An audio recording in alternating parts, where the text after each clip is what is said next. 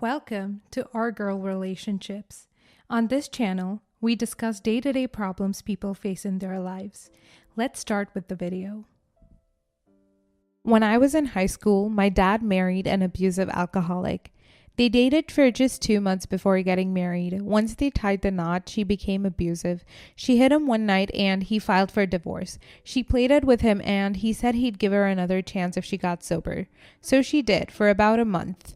But since she knew she couldn't get away with attacking him, she tested the waters with me, and she quickly found out that there were zero consequences when it was directed at me. It started with verbal abuse, then escalated to physical abuse, hitting me, slapping me. One night, she put her hands around my throat. I begged my dad to intervene, but he always came up with some excuse for why I started it. He hated confrontation. Eventually, I moved out and went to college. When the first holiday came around, the idea of going home made me ill. I've since been formally diagnosed with a trauma disorder that is the result of her behavior. So at the encouragement of a friend, I called my aunt. I disclosed to her that I was terrified to come home. She said she would protect me and that I wouldn't need to be around my stepmother. That was a lie. When I arrived for Turkey Day, my stepmother was there. We went out to eat, she started drinking, and eventually the restaurant had to call the police. My uncle made a joke that, "Wow, she really went after you this time, huh?" I was humiliated. That was a theme every time I went home. So over the next few years, I slowly came home less. My family knew why, but they just would shrug and say it would be awkward to ban her from family events. Just ignore her. It's difficult to ignore someone that assaults you. It hurt. Every year I would see pictures of them hanging out during Christmas and Thanksgiving. They looked happy.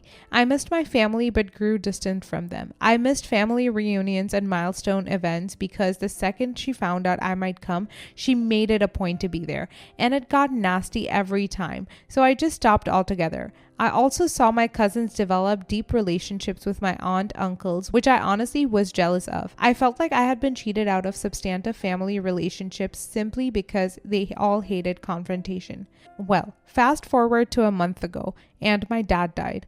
I went home and, as expected, my stepmother got drunk and tried to start a fight with me. I left shortly after the funeral.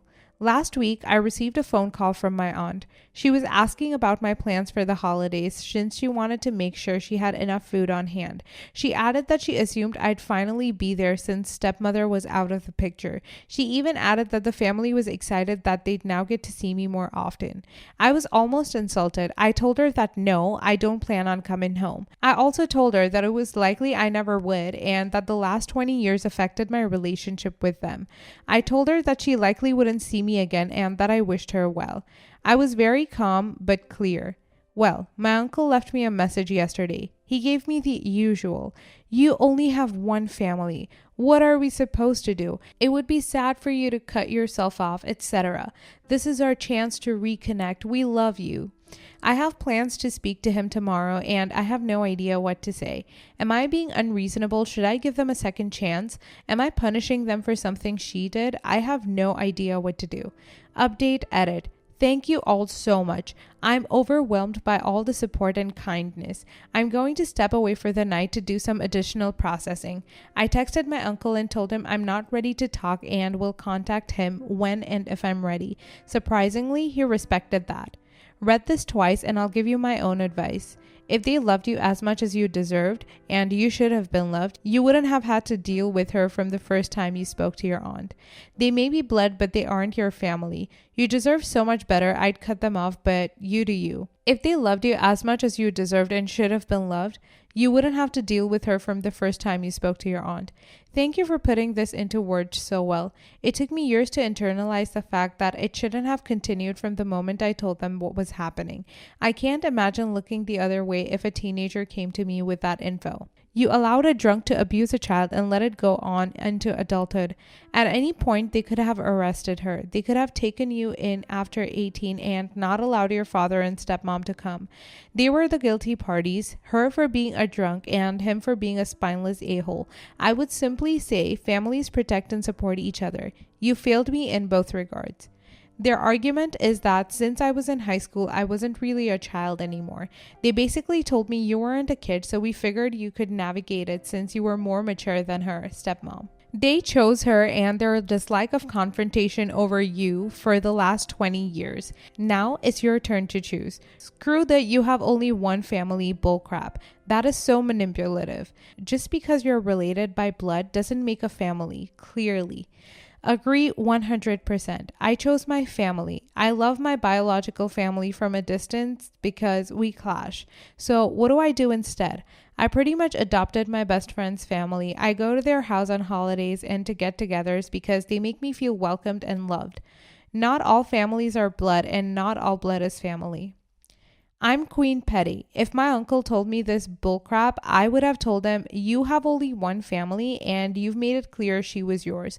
I've moved on and you should too. If they come at you with blood is forever, I would just kindly remind them that they forgot that she was laying hands on me. I'm also disgusted by your father allowing you to be abused and saying nothing, to the point that you had to cut him off. My own brother assaulted me. This is my father's son, not my mom's. He kicked him out of the house and told him he will always love him, but for what he did, he will end him if he comes around me. Throw the whole family away. I hope you have a great family. You are worthy of love and protection, and your presence is a gift only worthy of those who value it. Just from what you've written here, I don't see how you could know that this horrible woman wouldn't just show up anyways, especially if she caught wind that you were going to be there. If she does, the pattern is going to repeat. She's going to come after you and they're going to stand back and watch it happen. That's not family. Just being blood related doesn't make you family. Family protects each other no matter what the consequences are. In no meaningful way did they show any love for you besides just saying they do. That's not enough. You've given them so many chances already. Ultimately, reconnecting with them is up to you, but in my opinion, they abandoned you too many times to trust them ever again. The moment some conflict pops up, even if it isn't related to the horrible woman, they will not have your back. Next story. My mother continuously locks the door when I'm home due to something that happened over 20 years ago.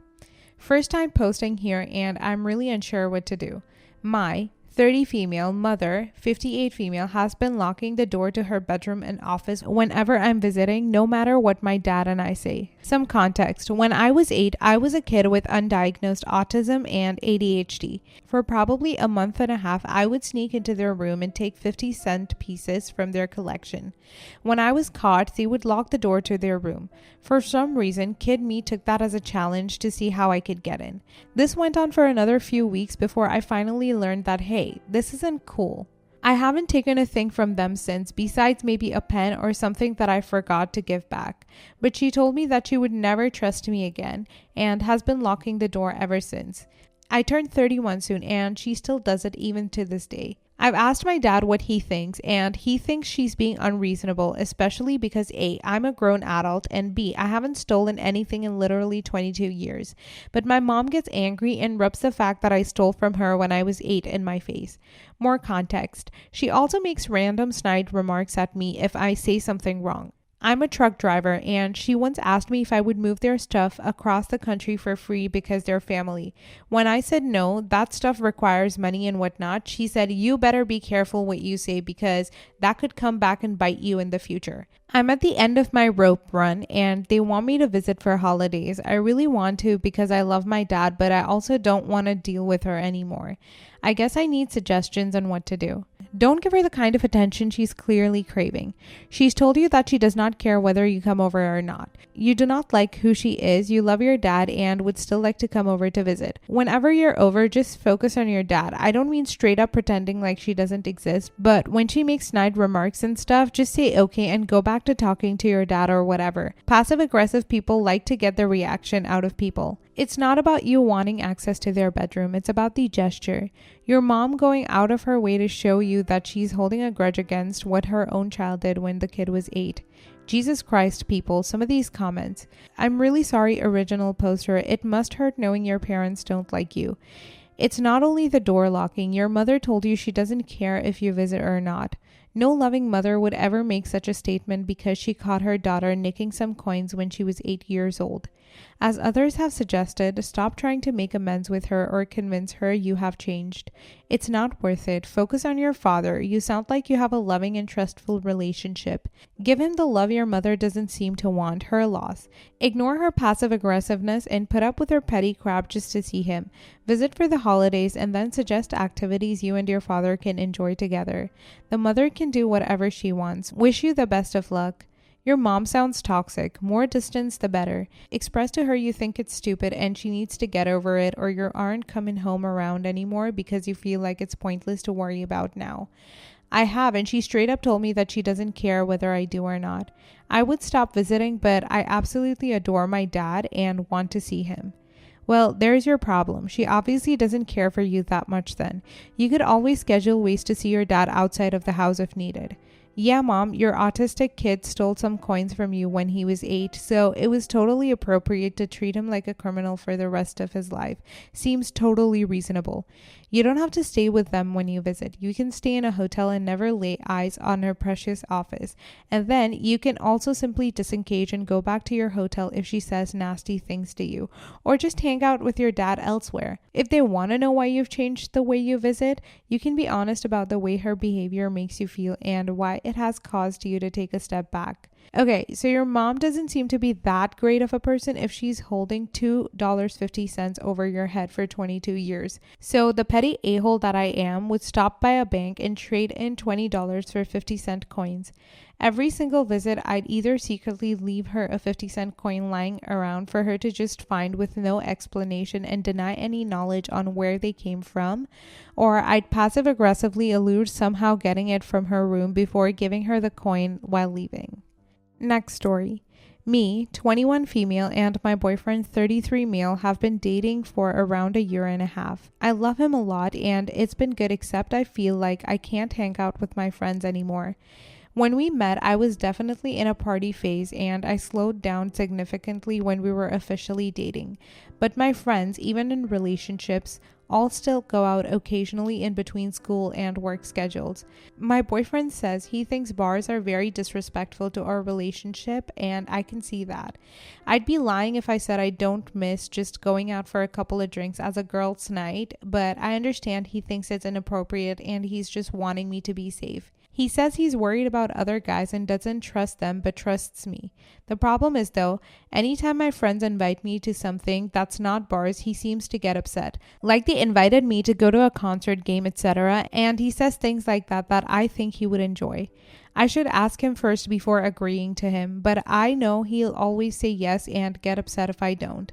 I don't think he realizes that his whole mood changes when I mention hanging out with my friends without him. My friends and I already have super busy schedules, so it's hard to hang out and I hate not being able to say just yes to the idea. The last time I brought it up, it turned into a big problem and he kept saying things like, "Sorry, I'm just selfish. You just want to live this single life. You just never want to do things with me." I always try to plan fun things or mention date ideas. I'm always with him and I love him and I don't want him to think I don't like hanging out with him, but I miss my friends and having an identity outside of our relationship. How do I talk to him about how I feel in a gentle way that won't spark an argument? Update. I'm not really sure if it notifies people with edits. I've never really used Reddit before, but thank you everyone for your insight. I was physically sick reading everything and had to take a break last night because I've been really oblivious to red flags that have put a lot of you in bad situations. And I guess put me in a bad situation that I didn't really realize. We had a huge argument last night that didn't go well at all, and some things you all said might eventually happen. So I'm going to try to end the relationship and go to the leasing office to try to break the lease we had signed just a few weeks ago. I really do appreciate your time to try to help me. I already know you're going to get a lot of the same kind of answers as mine in the comments. The reason is because so many of us have been in this position. It's just so familiar. First of all, when you say he doesn't realize his mood changes when you tell him what you want to do, he does. He's not stupid. He knows if he reacts that way, you'll see his reaction and back down. And he knows you're non-confrontational. So he'll keep trying to subtly get his way and pretend to you and himself that the reason he's reacting this way is for your safety, or that bars are disrespectful to your relationship, which is Jesus Christ, the absolute biggest pile of crap. This guy should be a boxer. His reach is unbelievable. What he is doing is getting what he wants from a person who loves him, who hasn't learned that conflict is healthy. You are agreeable in relationships. You need to work on that. Boundaries are good. They prevent resentment and indicate and bolster respect. Communication is love. Trust is love. He's manipulating you because he's arguing in bad faith, and he knows because you love him and it has worked so far that he can get away with it. It's not mean-spirited. What he's doing is working, so he is going to keep doing it as long as he can and use any guilt trick he can to use it to keep going. Your relationship will not work if you're not an individual. Your relationship will not work unless you take care of yourself. That includes your social connections. Your relationship will not work if you become isolated and don't socialize and have friends. Your relationship will not work if you feel like you have missed out on your youth. Your relationship will not work if your partner does not demonstrate respect to you in any way that suits you, not just him. Any compromise must go both ways and can't be based on his fears. He knows this. He's been married. He knows it. At the moment, this situation is on track to ruin your relationship and make you very, very sad. And you're missing out on fun and social connection and inclusion. In the moment, it feels like love to give in to him and say no. It isn't. It's weakness. But it's hard to be firm with someone who is actively trying to manipulate the situation so you feel trapped into his choices so you can stay in the relationship. This is not love. If you want to broach this with him, tell him he is free to socialize with his friends if he wants to. You don't restrict his movements. If he trusts you, that should be enough. Your friends have partners and they understand that their partners have their own lives outside of their relationships. You're not in any more danger than they are. Why should you be treated differently? If he makes some excuse to you, say you understand he feels that way, but you simply disagree. You're young and want a social life. If he insists on trying to punish you emotionally for expecting the same treatment and freedom as your friends, then you might need to consider the relationship yourself. Also, he's way too old for you. It's fine if a partner is old, but he's clearly using his life experience against you rather than it complementing your lives. If he has trust issues, he needs a therapist, not a girlfriend a decade younger than him. There's no standard for this man to treat you well. Well, there is, but he's ignoring it. That doesn't make you dumb. It makes him immature. Long term, I can't see it, but it's up to you and I don't know your life. Good luck. He's controlling. Don't put up with his crap because it will only get worse over time. Anytime someone is trying to prevent you from hanging out with your friends or family, you should cut that person out of your life.